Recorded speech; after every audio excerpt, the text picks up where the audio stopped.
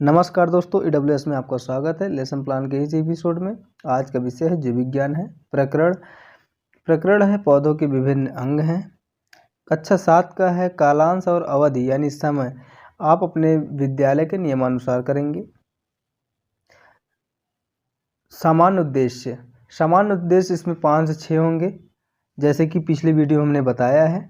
अगर आपने अभी तक हमारा पिछले वीडियो नहीं देखा है तो जा करके डिस्क्रिप्शन बॉक्स में दिए लिंक पर क्लिक करें और उसको देखें, जिसमें कि हम बताए हैं कि सामान्य उद्देश्य 5 से 6 होने चाहिए। कैसे होने चाहिए इनके बारे में हमने डिस्कस किया है। इसके बाद विशिष्ट उद्देश्य है। विशिष्ट उद्देश्य में बताए हैं तीन जो होते हैं इनके पार्ट होते हैं। जैसे ज्ञानात्मक उद्देश्य है, बोधात्मक है, मनोगत्यात्मक है। तो ज्ञानात्मक में ये भी बताया है कि बच्चे क्या करते हैं, जानते हैं, जानना चाहेंगे।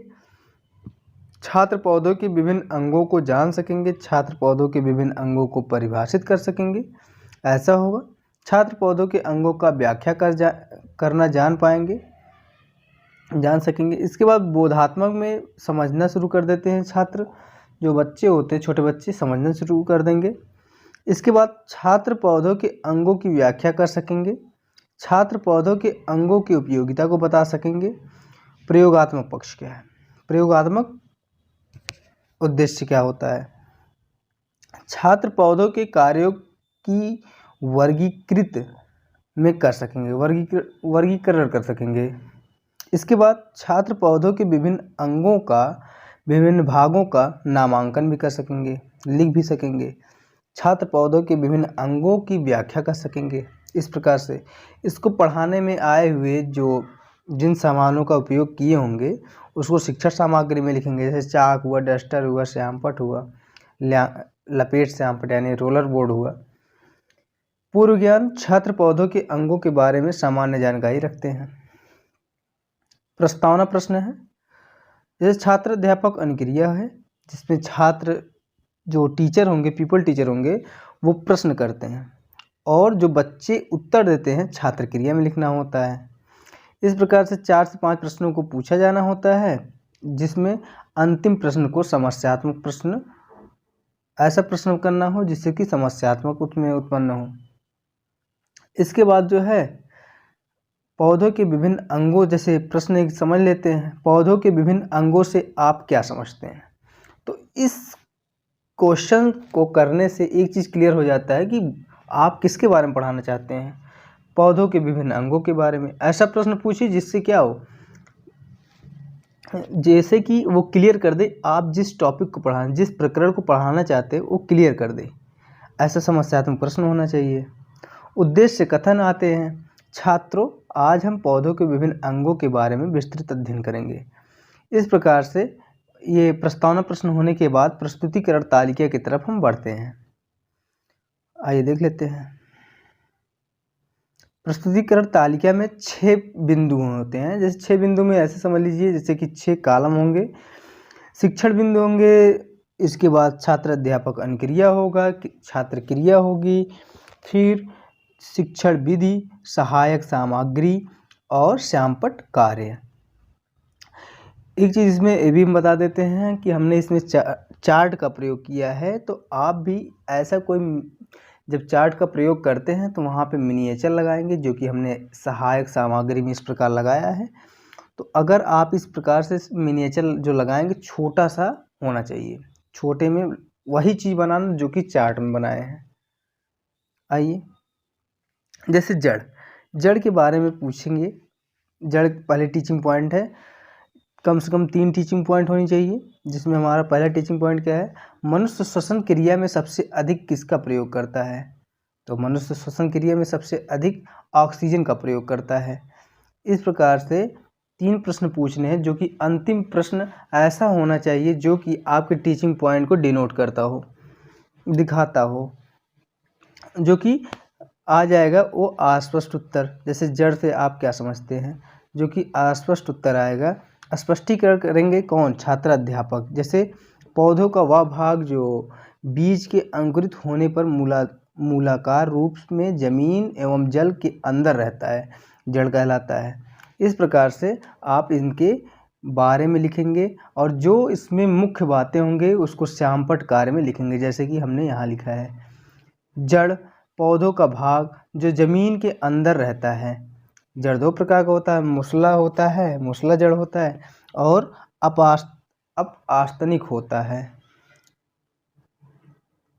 इस प्रकार से हम दूसरा टीचिंग पॉइंट की तरफ बढ़ते हैं। तना, जड़ तना, दूसरा पहला है जड़, दूसरा है तना। तो इसमें भी सेम वैसे ही करना है। पौधे में कौन कौन से भाग पाए जाते हैं, फिर पौधे का कौन सा भाग पौधों का सीधा खड़ा रखता है, तो वो भी पौधे को सीधा खड़ा रखने में कौन सहायता करता है, तना। इस प्रकार तीसरा प्रश्न पूछेंगे कि जो कि क्या होगा, जो कि अस्पष्ट जिसका उत्तर आए, जो कि तना हम पढ़ा रहे हैं तो उसको डिनोट करता हो, ऐसे प्रश्न पूछना। तने को आप कैसे परिभाषित करेंगे, तो अस्पष्ट उत्तर। इस प्रकार से ये अस्पष्ट उत्तर हो जाता है। और फिर वही चीज़ है कि स्पष्टीकरण करते हुए छात्र अध्यापक यानी पीपल टीचर, और इसका जो मुख्य बात होगा वो श्यामपट्ट कार्य पे होगा। इसके बाद तीसरी टीचिंग पॉइंट आते हैं।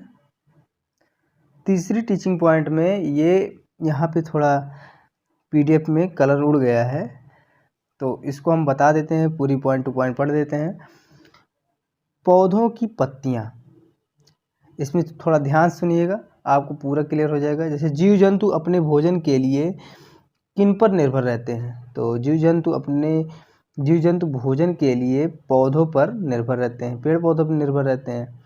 तो जीव जंतु पेड़ पौधे का कौन सा भाग अधिक खाते हैं, तो जीव जंतु पेड़ पौधे के पत्तियों को सबसे अधिक खाते हैं।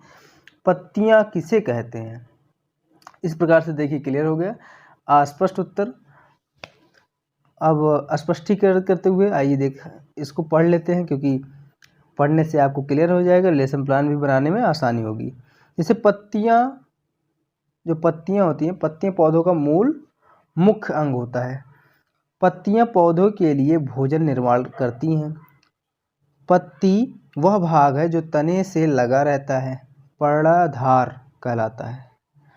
पत्ती का चपटा भाग पर्णफलक कहलाता है। पर्णाधार तथा पूर्ण फलक के बीच का डंठलनुमा भाग पर्णवृत्त कहलाता है। कुछ पौधे जैसे गेहूं, धान, दूब आदि पत्तियों में पर्णवृत्त नहीं पाया जाता है। वाष्पोत्सर्जन की क्रिया भी पत्तियों में होती है। पत्तियां हरे रंग की होती हैं। पत्तियों का हरा रंग पर्णहरित के कारण से होता है। इस प्रकार से इसका जो मुख्य बातें होंगी यहाँ पे लिखना होगा। ये देखिए 3 टीचिंग पॉइंट हो गए हैं। इसके बाद हम तीसरा टीचिंग पॉइंट कंप्लीट करने के बाद मूल्यांकन प्रश्न करेंगे, जो कि इसी लेसन प्लान से निकल कर आना चाहिए। जैसे इसमें कम से कम 4 से 5 प्रश्न होने चाहिए। तो जैसे इसमें 4 प्रश्न किए गए हैं और चारों के उत्तर श्यामपट्ट कार्य पे लिखेंगे। इसके बाद आता है छात्र अध्यापक के द्वारा किया जाएगा कच्चा कार्य एवं निरीक्षण। इसमें ये सब लिख देंगे कि श्यामपट्ट पर दिए गए कार्यों को आप अपनी पुस्तक पे उतारेंगे या छाप लेंगे या लिख लेंगे। उसके बाद जो है स्वयं कक्षा में घूम करके छात्र अध्यापक स्वयं कक्षा में घूम करके कार्य का निरीक्षण करेंगे।